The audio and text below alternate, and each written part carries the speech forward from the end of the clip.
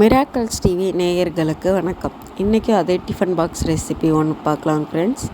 இது வந்துட்டு மிளகு பூண்டு சாதம்னு சொல்லலாம், சரிங்களா? பூண்டு வந்துட்டு நல்லா ஒரு 2 கட்டி இல்லைன்னா ஒரு கட்டி அளவு நல்லா உரித்து சின்னதாக கட் பண்ணி வச்சுக்கோங்க. இதுக்கு தேவையானது வந்துட்டு எண்ணெய், கடுகு, கடலப்பருப்பு, பூண்டு, மிளகுத்தூள் இடித்த மிளகுத்தூள், கருவேப்பிலை, உப்பு தேவையான அளவு. அவ்வளோதான் ஃப்ரெண்ட்ஸ். இதை எப்படி செய்யலாம் அப்படின்றத பாருங்கள். நான் ரொம்ப ஈஸியான ரெசிப்பியும் கூட, நமக்கு ரொம்ப சத்தான ரெசிப்பியும் கூட, நல்ல டேஸ்ட்டாகவும் இருக்கும். நீங்கள் ஒரு சில பேர் எனக்கு இஞ்சி பூண்டு முழுசாக இருந்தால் எனக்கு சாப்பிட பிடிக்காது அப்படிங்கிறவங்க பூண்டை உரித்து நல்லா உரலில் நைஸாக இடித்து வச்சுக்கோங்க.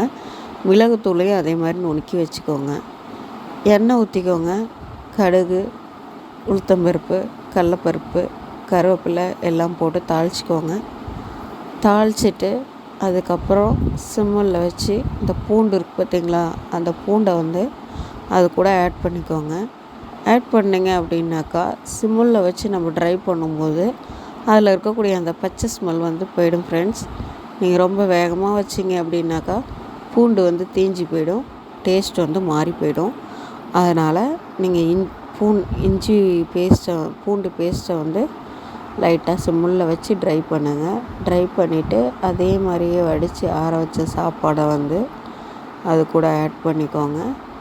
ஆட் பண்ணிவிட்டு அதுக்கப்புறம் இடித்து வச்ச மிளகுத்தூள் இருக்குது பார்த்திங்களா, அந்த மிளகுத்தூளை அது மேலே தூவிக்கோங்க. தூவிக்கிட்டு நல்லா ஓரளவு நமக்கே தெரியும் பாருங்கள், நல்லா ஓரளவு ட்ரை ஆனதும் அந்த சாப்பாட்டை ஆற வச்சு எடுத்துக்கோங்க. அந்த சாப்பாடை நல்லா ட்ரை பண்ணி எடுத்து வச்சுக்கோங்க. நல்லா டேஸ்ட்டாக இருக்கும் ஃப்ரெண்ட்ஸ். யூஸ் பண்ணி பாருங்கள். நல்ல டிப்ஸு, நல்ல ஈஸியான ரெசிப்பியும். குழந்தைங்களுக்கு ஃபீட் பண்ணுறவங்க, அப்புறம் இந்த கொலஸ்ட்ரால் பிரச்சனை உள்ளவங்க, இந்த கேஸ் ப்ராப்ளம் உள்ளவங்களாம் இந்த பூண்டு ரைஸ், அதோ கார்லிக் ரைஸ் சாப்பிடும்போது நமக்கு ஓரளவு க்யூர் ஆகிடும் ஃப்ரெண்ட்ஸ். நல்ல ஒரு ரெசிபி. இது கூட நீங்கள் மிளகு உருளைக்கிழங்கு செஞ்சு பாருங்கள்.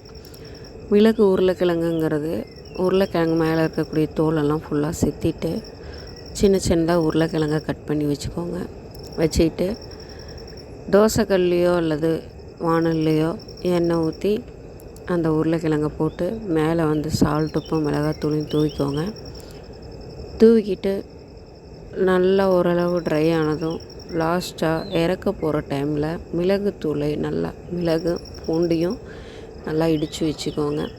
இடித்து வச்சுட்டு அந்த இறக்க போகிற டைமில் அந்த மிளகையும் பூண்டையும் போட்டு நல்லா ஓரளவு கிண்டி விட்டு நல்லா ப்ரௌன் ஆனதும் இறக்கிங்க.